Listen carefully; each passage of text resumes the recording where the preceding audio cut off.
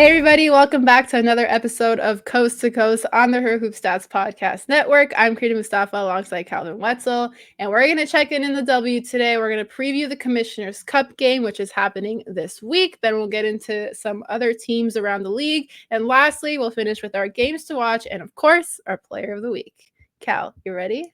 You know I'm ready to have you back on the pod. I missed talking ball with you last week, but I know you had your day at the beach. You got Mm-hmm. refreshed, rejuvenated. I hope you're ready to go for this episode because I'm ready to have you back. Yeah, thanks for holding it down, you and Jim last week. If you guys missed that episode, make sure to go check it out. I watched it. You guys were very nice about me at the beginning, so I do appreciate that. Yes, I wasn't. I think you called it like load management or whatever it was, but we're back. We're ready. And our headline of the week is, of course, the Commissioner's Cup. We talked a little bit about the format of the Commissioner's Cup this year and kind of how teams got to the final, which is the New York Liberty and the Minnesota Lynx. The Liberty, there's a couple of things here because it was like they have home court advantage. That's what the league said because they had the better record. But is it really home court advantage if they're not playing at Barclays? Cal, what are your thoughts on that part? Yes and no. Yes, like it's not a neutral court. It's obviously still favoring New York. It's in New York City. There are going to be over 50% New York fans. So I wouldn't use the phrase neutral court that I've seen being thrown out there. But it also is not as much of a home court advantage, obviously, having to go somewhere else where you're not used to playing on Long Island. And so there is a home court advantage, but it is a little bit of a reduced home court advantage. I don't know exactly how much. This isn't like something that we have a huge amount of precedent for to kind of look at it, but it kind of sucks because obviously like it's the NBA draft and that's how the world works. And like men's stuff gets precedence, which would don't have to get on the whole soapbox about that. But the Liberty earned home court. They earned the right to play in their building. I feel bad for them that they don't get to, and I hope that all their fans show up and go crazy anyway, because they deserve it. They deserve the raucous environment that they've been building for the last year and a half with that team to be there for this game. Yeah, and it's also like a different court, a different environment for the players, not really used to playing there. I think Miles Ehrlich, friend of the pod, he said something about like the Liberty should just have like a fan bus to transport fans to the game out of Long Island, which I think is a great idea. I've done that before on like a university level to just like travel to games with other people. So it would be kind of cool to see something like that happen. I don't know the logistics of that. The game's also happening on Tuesday, so I feel like that would have been organized by now if it had, but it was a cool idea. And just to kind of give another overview of the game itself, the Liberty and the Lynx will be competing for a $500,000 cash prize pool, and they will also get another 120,000 in cryptocurrency. I got no idea what that means, but it just sounds like money. So, yay. And then $5,000 guaranteed for each player that's participating in the championship game. I guess that's just what happens when your sponsor is Coinbase. So, yeah, but it's extra money. Cal, do you have thoughts on that?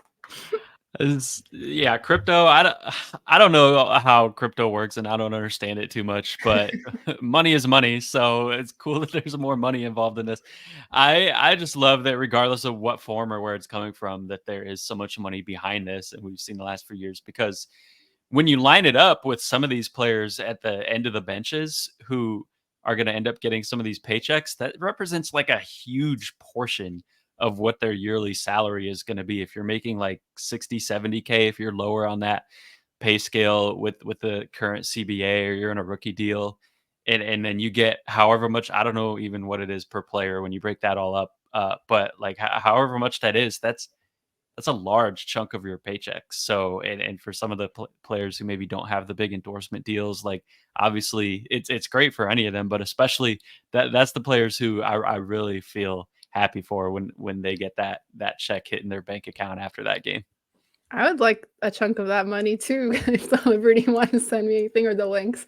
But in addition to the money that's being given to the players, they're also playing for a selected charity or organization each of the teams chose. So New York will be playing for Women Creating Change, and their kind of little like tagline description paragraph says through leadership development, advocacy, and research, Women Creating Change empowers underserved women and gender expansive people in the New York area to become transformative change makers in their communities and beyond.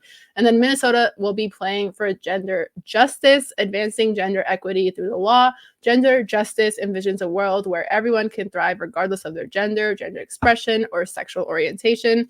Central to this work is dismantling the legal, political, and structural barriers to gender equity. And so I kind of really love the way that the Commissioner's Cup is set up, even though if like we said, we had no idea how crypto works and all of that extra stuff, but it's extra money for the players. It's extra money for these organizations and charities that they're working for. It brings more awareness to things that are happening within the cities of the teams that are playing.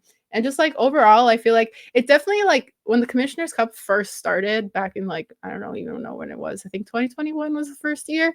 Um, the players, it was like that whole thing where it was like, I don't know what the Commissioner's Cup is. I don't know what Commissioner Cup games mean. And it feels like now that enough time has passed, I feel like they've really kind of, had a little bit of more of the structure to kind of figure out, okay, this is what works. We finally get people excited about it. And it helps that you've like blocked out most of the week for this game rather than just have it be like mixed in with the rest of the games the rest of the week. So yeah, that's kind of the structure overall. I don't know if you had any thoughts on that before we get into the actual matchup. Well, I love that they're playing for those charities, obviously, because not only that money is going to go to both of those organizations who are doing wonderful things, but even more money, I would think, is going to come in from other people who see that on the broadcast, or hopefully maybe people who see us talking about it right now. And the awareness is going to bring in money from so many other people as well. I like to think, in addition to the money that they're just going to get from this game. So it obviously it's going to go to do really, really important work that you just mentioned from both of them. So it's a big deal, I think. And like you said, like the first year, I felt like the big question was why should we care about this? Yeah. And now I think that question's been answered. I think a lot of us really understand like we have a lot of reasons to care about this. It's a really cool deal and it's an exciting game and an exciting like addition to the WNBA calendar. So a lot of reasons to tune in and look forward to this one that is going to be only a few hours away once you're listening to this.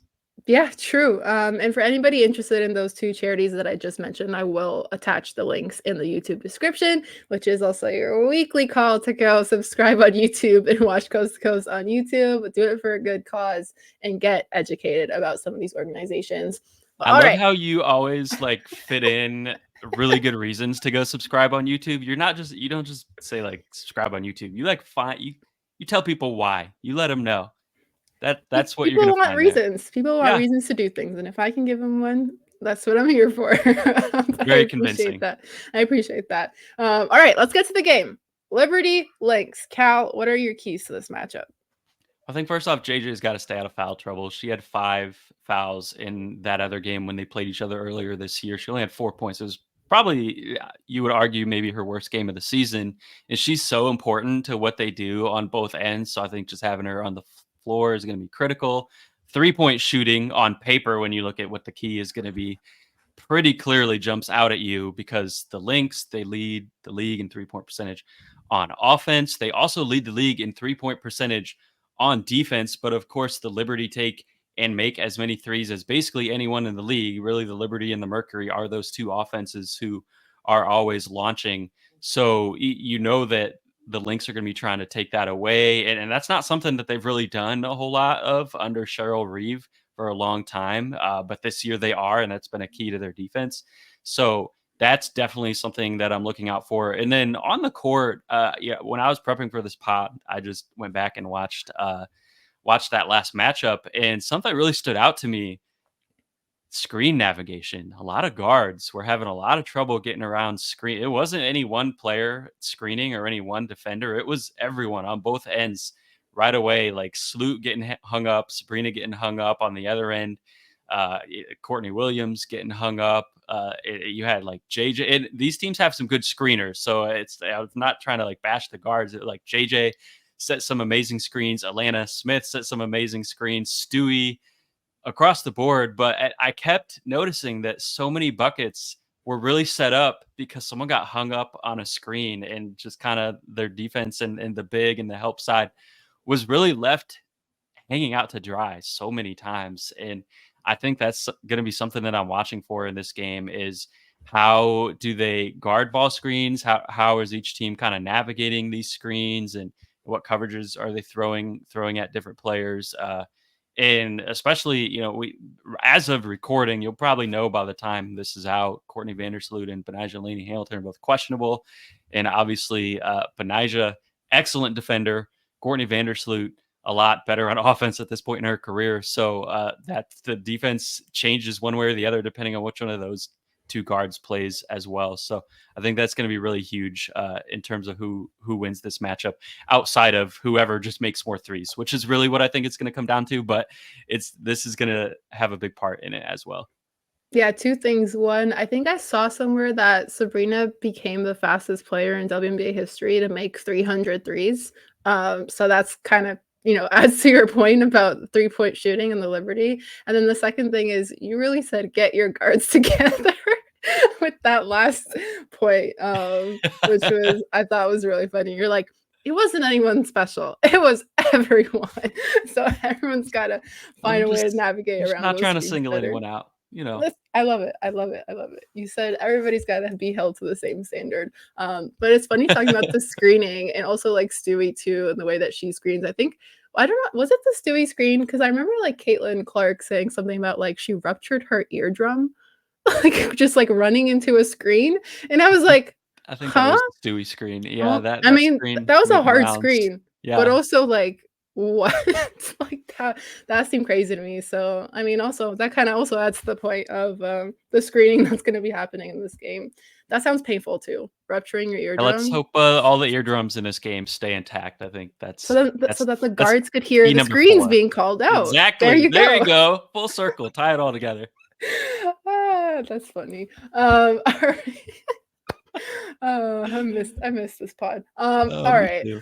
Let's rate the Liberty and Blake's season so far because we've talked a little bit about their starts this season, but now we're kind of like a month and a half into it, and it seems like they've both remained at a very high level. So, Cal, like, how would you rate the Liberty and the Lynx's start to the season? Both had excellent starts, obviously. So I would rate them both very high. I think the Liberty have their best start in franchise history when you look at wins, losses in terms of their record. Their year 2 chemistry is very real. We continue to hammer home that point, how much that develops from since last year when they first started to integrate all these pieces together. You see like Kayla Thornton going ham. She had 6 threes the other day. Like they have all these pieces stepping up. I have really enjoyed JJ being in distributor mode, racking up the dimes, and not just easy, like they collapse on her, kick outs to someone wide open. Some of those, but some of these are like behind the back, like getting a little bit fancy, a little bit razzle dazzle. Like she's busting out all the stops, and I've enjoyed that a lot.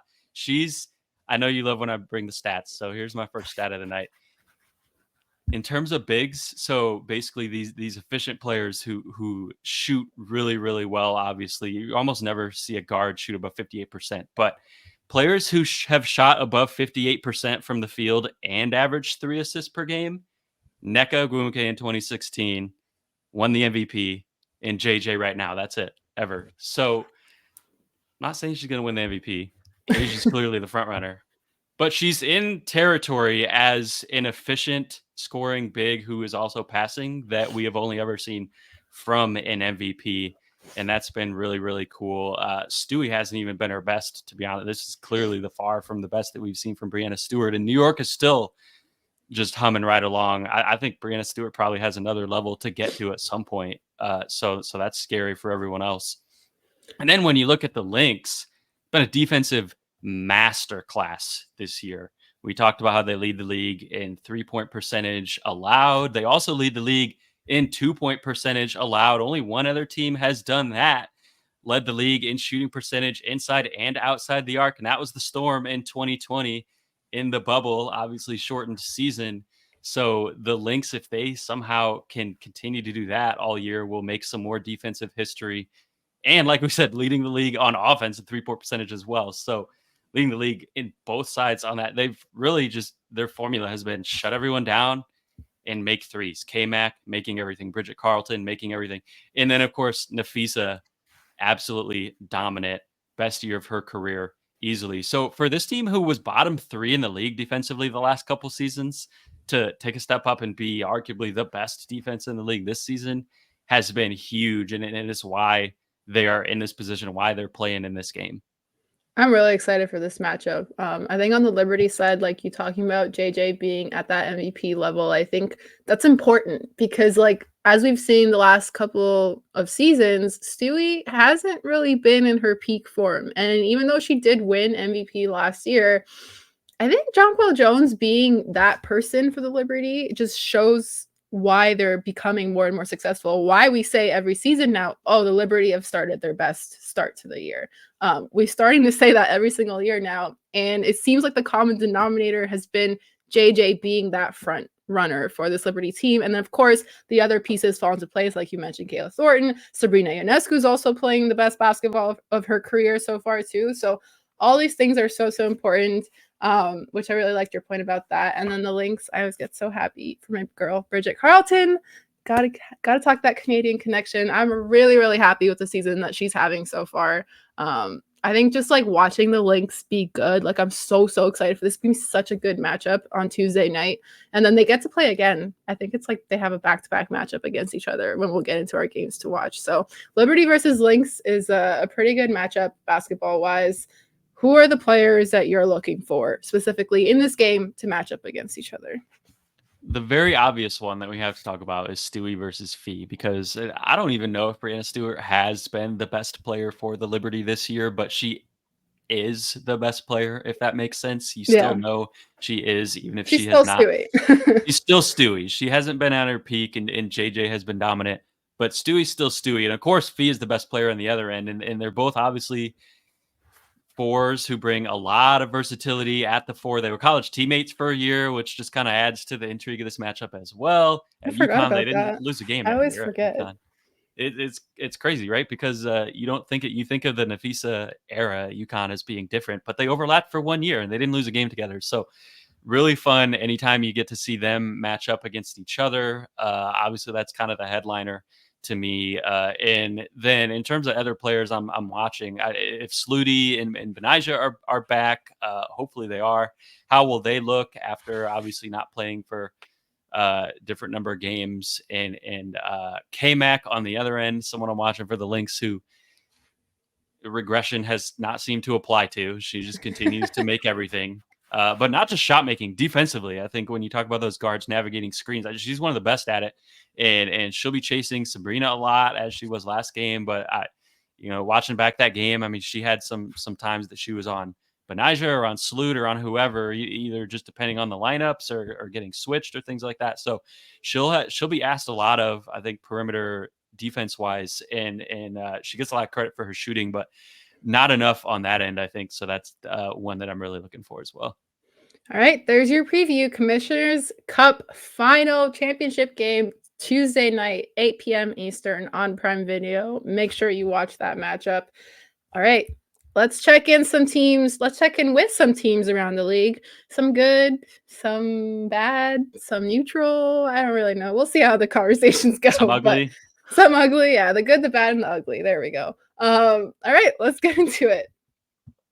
Let's start with none other than the Las Vegas Aces, who now have an 8-6 record. They've won 2 in a row. And of course, the biggest thing about this is that Chelsea Gray, their point guard, is back in the lineup. For some reason, I thought we were going to have to wait longer. I don't know why. In my head, her injury timeline was more, but here we go. She's back. What have your thoughts been on her being back in the lineup and how that's helped the Aces kind of start to get back those reps together? Well, the timeline that you had in mind might end up being the timeline where we finally see her at full strength, because clearly she has not been herself yet. She hasn't been peak form. She's come off the bench both games, played 16 minutes a game. she's shooting 1 of 8, only made 1 shot and had 6 turnovers. So she would be the first one to tell you like she's still shaking off some rust. And she did actually. I thought this was funny. This was peak Chelsea Gray at the end of the first game in the press, or not the press conference, the post game interview. They asked her, like, you feel like you have some rust, and she was like, "Are you kidding me? Like, look at the box score. I scored 1 point. Did you see my jump shot? Of course I have rust." Like that. To Like, her credit, though, the passing has still been like she's yes, still been the it is. person. Like I think she had like 7 assists in one of those 2 games that she came back. So it's like, come on, Chelsea, cut yourself some slack and No, stuff. exactly. I mean, and we're all cutting her some slack because she's had a long layoff, and we know that shot is going to come. And like you said, she has been distributing really well. Eventually, the shot will come. She's still shaking off some rust, and she made fun of herself for it. But we know that's not going to last forever. To me, the big thing is that there's clearly an emotional boost having her back when you get your point guard back on the floor. And when I was looking at these last 2 games where she played, they beat 2 good teams in these 2 games by 11 points each. So they won by 22, and she was a plus 24 in those 2 games. So they actually still lost the minutes that she was off the floor, even though she didn't play particularly well, maybe other than the passing. Just having her on the floor still made a massive, massive difference. And obviously, small sample part of that. Part of that is basketball too, because like you said, everyone's still going to respect her. And even if she's shaking off the rust with that shot, you still have to respect the shot. You have to respect her passing ability. So part of it is that from a defensive standpoint, but part of it is, I think, just the emotional boost. Just having her on the floor just changes everything. There's an intangible that it's really hard to describe, but the fact that they haven't won the minutes even in the games that she has played, when she's been off the floor, but when she's on the floor, they have been really taking it to these teams, even good opponents. I think just speaks to her importance, and speaks to why maybe we didn't really have to worry that much about the Aces at 6-6, because the Aces without Chelsea Gray is not the Aces. It's not the same. But Yeah. we're starting to work her back into the flow now, and by the end of the season, I'm sure she'll be back to where she was last year and where we're used to her being. So that's just been really huge for them. Yeah, we'll use the chemistry award for the Liberty. We'll use them for the Aces too, because they have way more chemistry than any other team in the league, I would argue, except maybe a few that come a little bit closer. But it's so important, and I totally agree. And looking at their next several opponents, they got a pretty easy stretch coming up. They've got Chicago, Washington, Indiana, Washington again, LA, then Dallas, which is another team that we're going to check in a little bit. Do we start to see them now get back on track that they're trending towards healthy? And how much does it help to have a bit of an easier schedule just in this next like week or so? Yes, 100%. They're going to get back on track. They already have the last couple games, and it's going to continue. And without disrespecting any of these teams at all, Chicago, I love what Teaspoon's done. Washington's been playing better. Indiana has been playing better. This stretch is a great stretch to sort of help Chelsea get her footing and kind of ease her back in now. Hopefully, get that shot back into form. And really, this is one of those stretches where these 6 games, Chelsea doesn't have to be peak Chelsea for you to win these games. And so it allows you to kind of slowly work your way back in to Chelsea being, an integral part of this offense. And maybe she's back in the starting lineup by the end of the stretch. We'll see. But when you look at even after this 6 games, they do go on the road to Seattle after that. And then 3 more against that same group of teams that you just listed, and then the Olympics. So they got 10 games before the Olympics. And outside of the road game at Seattle, none of these are huge challenges. They're all teams that are towards the bottom of the league, and likely not playoff teams. Maybe one of those teams gets in at the 8 seeds. So I think worst case, this Aces team is 9-1 between now and the Olympic break. They got a real shot at 10-0. Yeah, I think I echo that heavily. And all those think pieces, what's wrong with the Aces? What's going on with them? Should we be worried? I think we got to transfer those over to this next team that we're about to talk about. And that is none other than the Atlanta Dream. They have a 6-9 record. They've now lost 3 in a row. There's a lot going on here. There's a lot going on in Atlanta. there's been a couple of injuries. Ryan Howard hasn't been playing. Jordan Canada returned. There's been a little bit of tension in media pressers. I'm going to put it like that. There's also been debates about certain lineups on the floor, certain players, playing time, things like that. It just seems like a bit of a kerfuffle. And the reason kerfuffle is in my head is because it's a bit of a tangent, but the Phoenix Mercury socials team posted on their TikTok that they made each of their players say a word in their post-game media pressers, and kerfuffle was one of them. And it was actually hilarious watching them do that. I think more teams should actually probably do that. But it seems like there's a little bit of a kerfuffle in Atlanta. I'm curious to get your thoughts on this team situation and just kind of everything that's been going on. First off, I need to go watch that TikTok because I think it was, I can't remember who, but one of those like comedian Daily Show people who did that. Was it Jimmy Fallon? It was someone like that, I think, who did that. I want to say with like NFL players, and it's always so funny. I haven't seen the one you're talking about, but I need to go watch it. Yeah. With the dream, I'm gonna start off with the positive spin on this before I flip the script, and that is that it's a really really long season, and I think a lot of basketball fans understand kind of the ebbs and flows of a single game. People understand that, not everybody, but most people understand that in a given game, you know who I'm talking about The too. amount of power within that very small statement was incredible. Not everyone, but Is yeah. carrying some weight. But you know, if you really understand basketball, you know that team's going to go on a 7-0 run, and then another team's going to go on an 8-0 run, and you're going to have all your shots fall in the second quarter and none of them fall in the third quarter. That kind of thing just happens, and it's a game of runs, and 40 minutes is a long time, and in any one 5-minute stretch where you think, wow, this team's not playing very well, it's so easy to turn it around, and vice versa. I think people understand that, but I think what maybe I wish more people understood is that that applies to seasons too. If you look at that at a macro level across the whole season, there are a week, 2, 3 week stretches where a team isn't very good.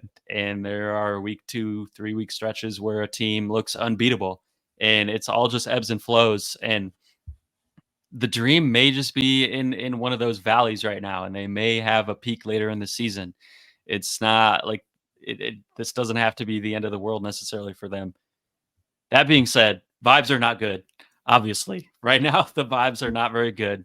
Part of that is health, and that's not fair to criticize for that because they haven't had their full complement of healthy players at all for a single game yet because of the terrible timing with Ryan Howard getting hurt right before Jordan Canada came back. So those two haven't played together yet. What's really tough for them is that we just talked about the Aces schedule coming up.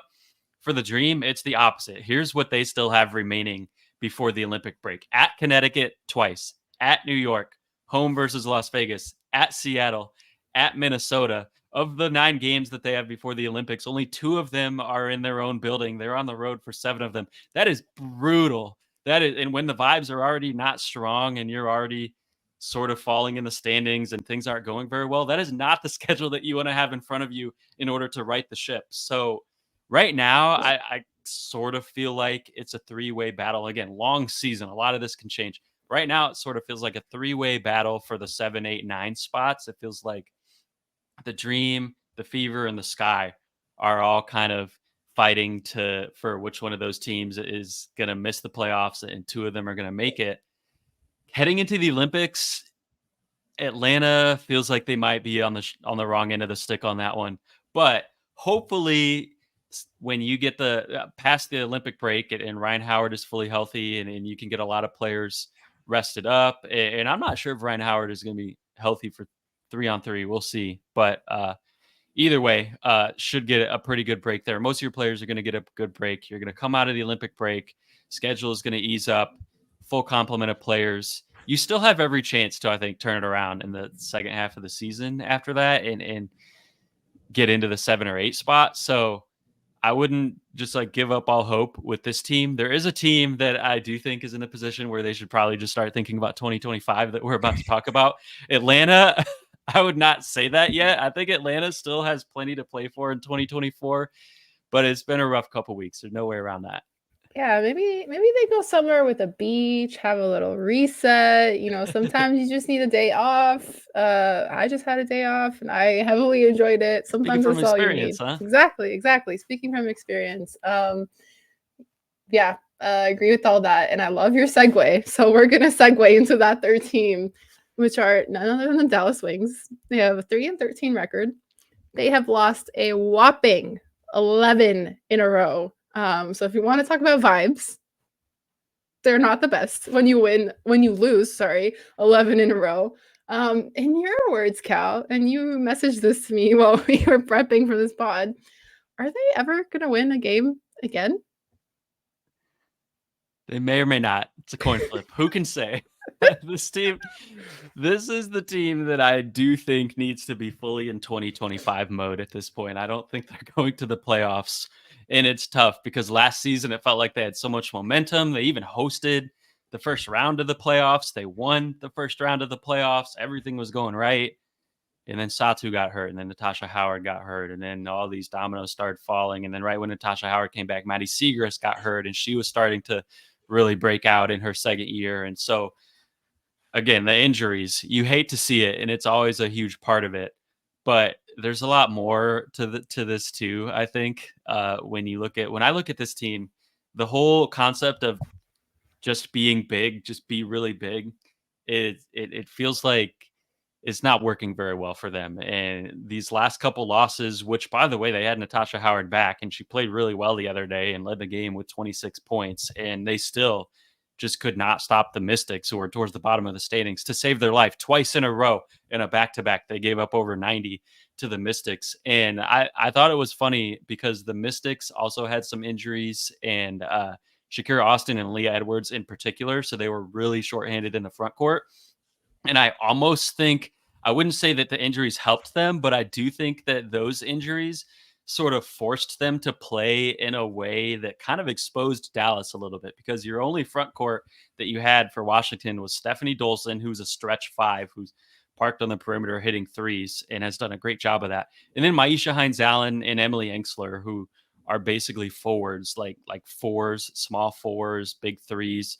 And so it forced the Mystics to go really small, and they just sliced and diced Dallas all day for 80 minutes. They were picking them apart. They were running them. They were just way too fast for this Dallas lineup that is just big. And with McCowan and Kalani Brown and Monique Billings and Natasha Howard, they have so much size, but they just could not stay in front of these fast Mystics lineups. And I think that exposed what the problem is for Dallas right now because the just be big thing works if you do all the quote big people stuff really well, but they're last in the league in defensive rebounding rate. If you're just really big and you're not rebounding on the defensive end, they crash the glass on offense very well, obviously, but you have to do all of the big people stuff well if you're going to be way bigger than everyone and slower than everyone. And they haven't done that. You can't if you can't limit people to one shot on that end, if you're going to continue to bleed offensive rebounds and not box out, then your issues staying in front of smaller, faster players just become a lot more glaring. That it really becomes a lot harder to hide that. So that's what, especially this last weekend, what I saw against Washington. But that's what I think they really have to figure out. And that's why I think they should be in 2025 mode because you know who I think helps with all of that? Who? Paige Beckers. Thank you for asking. I'm glad you asked. I Paige love Beckers I fits love this the team lead up perfectly. to the reveal. Yes, that it all comes to that. I think Paige would slot in exceptionally for this team. She would fix a lot of the problems that they have. And of course, when if you get the number one pick or any lottery pick, you don't draft based on need or fit. You draft based on who's the best player available because there's so much talent there. But in their case, if they were to get the number one pick, I think it would be both. I think it would be the same answer. The best player and the best fit would be the same person, and that would be Paige Beckers. So that's where I think the Wings should be at right now. I like it. Also, I think Maddie Zegers, she posted something about when you think you just jammed your finger hard and then kept playing for the rest of the game, ended up having to get surgery to fix a broken finger. And I was like, that's so relatable because like years ago, I broke my toe at the start of my karate class. And I was like, I'm fine. I did the whole class on a broken toe. And by the end of it, I Wow. was like, my toe is not the right color. This hurts a lot. Something's wrong. Go to the hospital, wait for like 6 hours to find out that it's broken. But I heavily relate with pushing through the rest of a game or a class or whatever it is with a broken bone. Because You got like that you're just in dog. denial, but you're just like in denial. You have like the adrenaline going from like the activity that you're doing. So yeah, that really sucks. Hopefully she gets better. The amount of injuries, and we haven't really talked about it too. Cam Brink as well, tearing her ACL. Like, I just feel like there's always something in the air, and I just need it to stop because these injuries really, really suck for the players themselves, but then also just like the situations with the teams that they're into. Like, it's just, ugh. Like, I wish all teams could just stay healthy in a perfect Yes, world.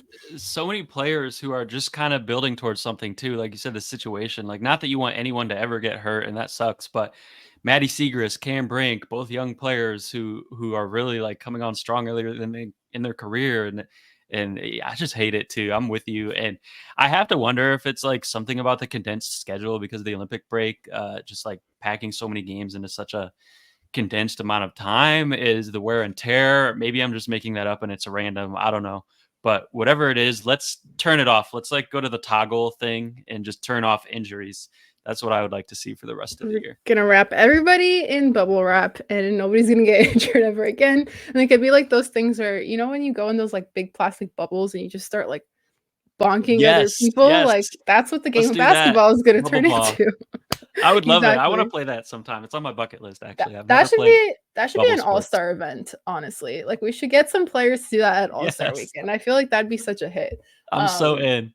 there we go. Idea. Get us to run it. Get Cal and I. Get coast to coast to run it. Send us to Phoenix for All Star. But anyway, those are the teams that we checked in with, and now, of course, we're gonna get into games to watch for the rest of this week, and then we're gonna give our team of the week. So make sure you stick around for that. Of course, we already talked about it. Commissioner's Cup on Tuesday, June 25th. Lynx versus Liberty at 8 p.m. Eastern on Prime Video.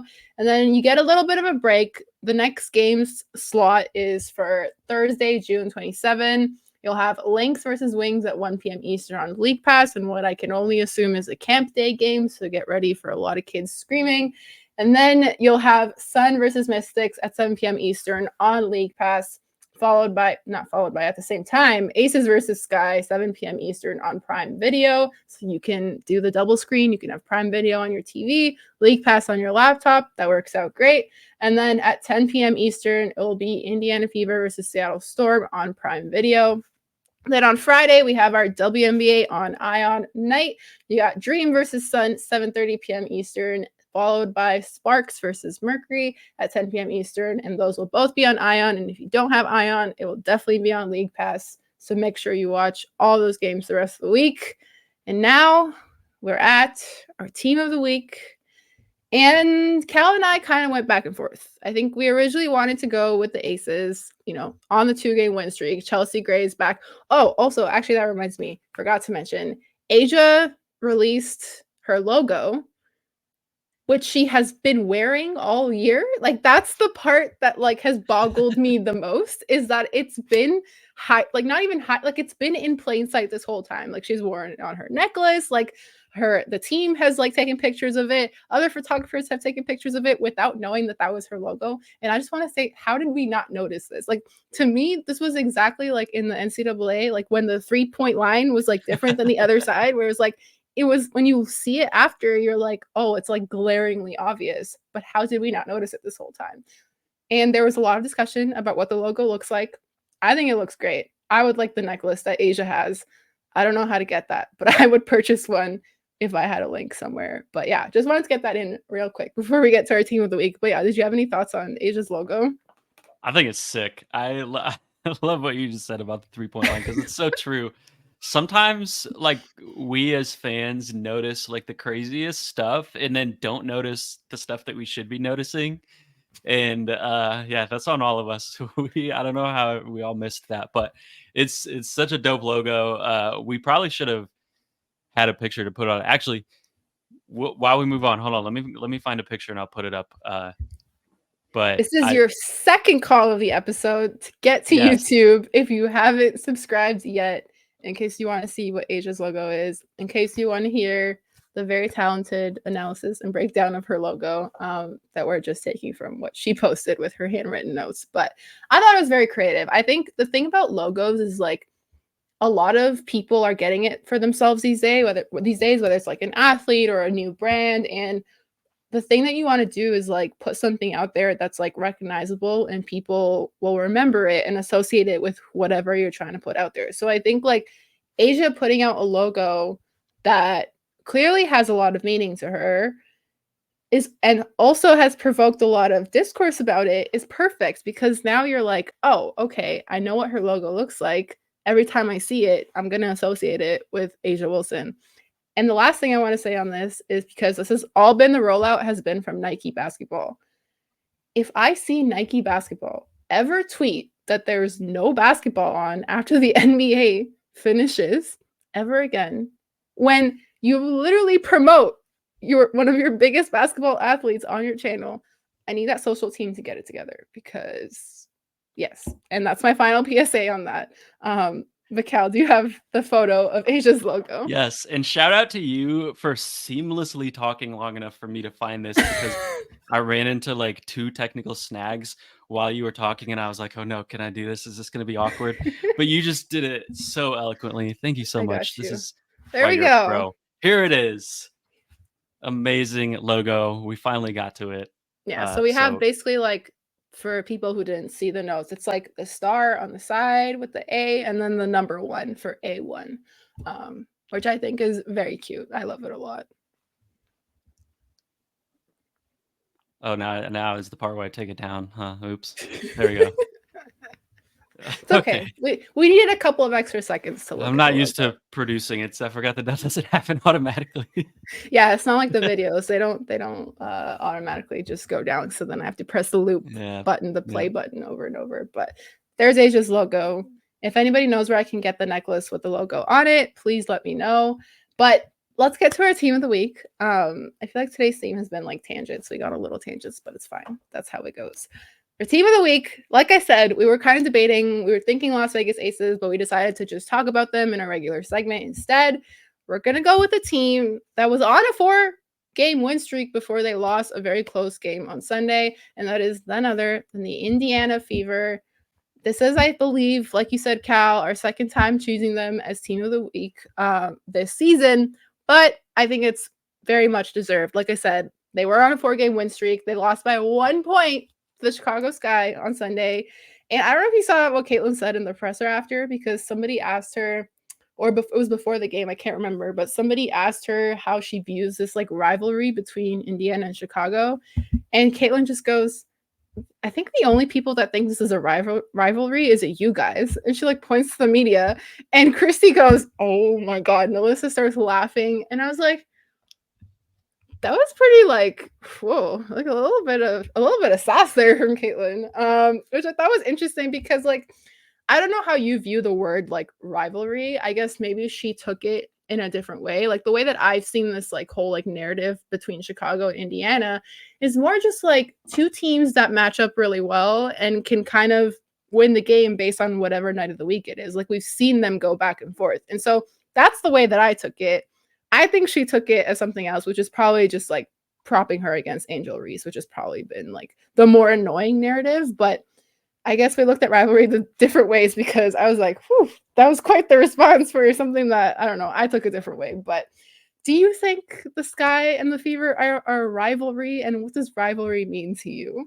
100% it's a rivalry. I'm sorry, Caitlin. And I get it, like, to Caitlin's credit that she's probably trying to downplay all the, like, pitting them against each other and stuff, and I get it, like, that's probably the right thing to say, but it's a rivalry. It's not Yeah, just Caitlin and Angel either. It's 2 teams who, like you said, are very evenly matched, and we've seen that already 3 times this year that they've no, played incredibly entertaining, exciting, down to the wire close games. 2 teams that have a lot of youth and a lot of reason for optimism in the future. Aside from Caitlin and Angel, you have Camila Cardoso, another rookie who's been playing well. Kennedy Carter back in the league balling on Chicago side. Aaliyah Boston, Melissa Smith on Indiana side. Teaspoon, first-year coach on Chicago's side. So many different people on both sides who are really fun to watch and cool to root for. And it's also just like they're not very far apart geographically. They're two of the closer teams in the league, I think, outside of New York and Connecticut off the top of my head. I'm not Yeah. sure if anyone else would be geographically closer. So, yeah, it's a rivalry. And both of these teams do huge ratings, especially proportionally to where they're at in the standings. When you look at even from the start, from the first preseason game, obviously the Fever game broke records. The Sky first preseason game was not on TV, and it still did huge numbers on an iPhone. And ever since then, both of these teams have been putting up crazy numbers ratings wise wherever it's broadcast, from national TV to iPhones on Twitter. And so, yes, it's a rivalry and it's an exciting one. And it's one that I think the league is going to really, really benefit from. And we as fans are going to benefit from watching and following for years to come. Also, when Melissa is doing the too small thing to Angel and they be going at it like back and forth in the game, there's something there. There's something there. And so maybe it's not a rivalry to Caitlyn. Maybe she was just looking for something to snap back at with how annoying media has been. I honestly respect that a lot. So it was pretty funny. I thought her reaction was funny. And then the reactions from Chrissy Sides and Melissa Smith's when she said that were equally as funny because I don't think they were expecting her to say that. Neither was I, but it was pretty funny. So that 4-game win streak, they beat the Dream, the Sky, the Mystics, and the Dream again. And then, like we said, they just lost to the Sky by 1 point on Sunday. So pretty back and forth if you ask me. I put this as a little joke. They have a good record since Aaliyah Boston changed her hair. And the reason I bring that up, because I don't think a lot of people noticed this, but at the beginning, everyone made it all about like her losing the color since it's just like black now.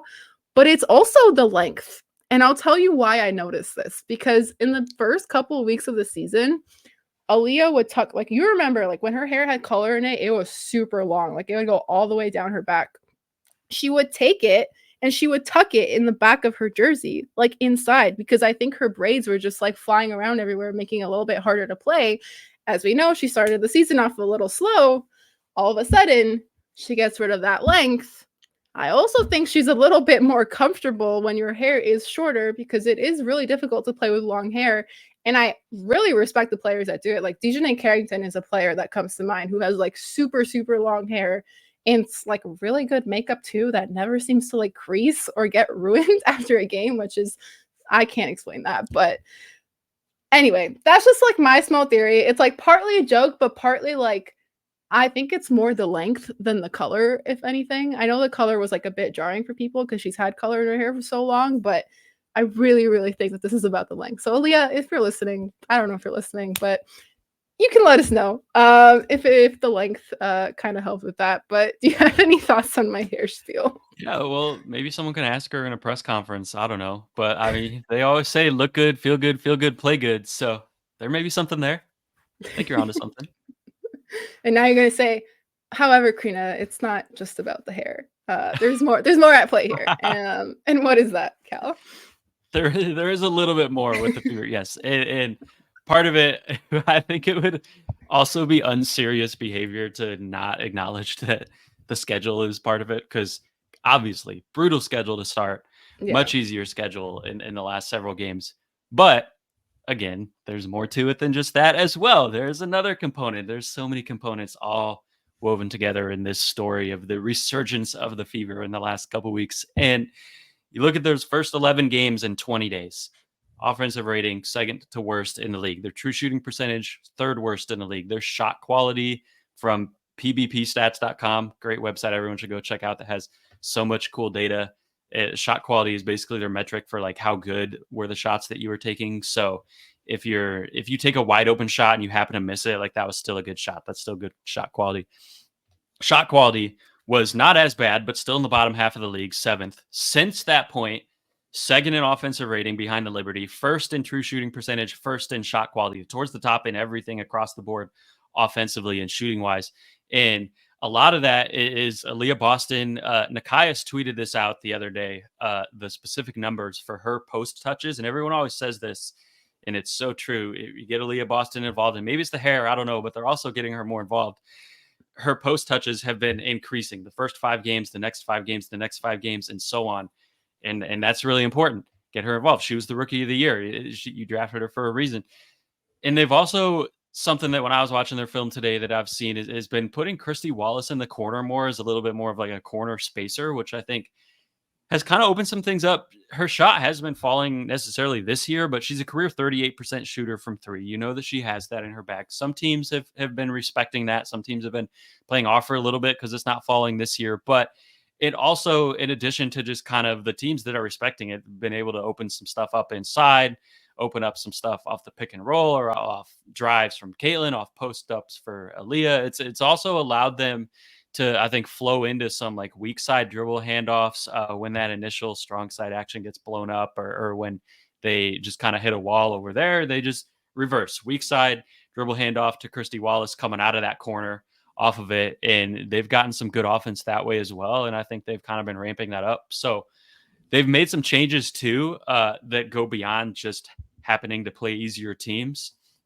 I think playing easier teams has helped a lot, but I don't want to just write off like what they've done here and how much they've improved, especially offensively. I think they have a long way to go defensively, but offensively in such a short amount of time early this season, and that's what happens when you have young players. The learning curve is so steep, and they're climbing it so fast. So that's been really cool to see. Yeah, absolutely.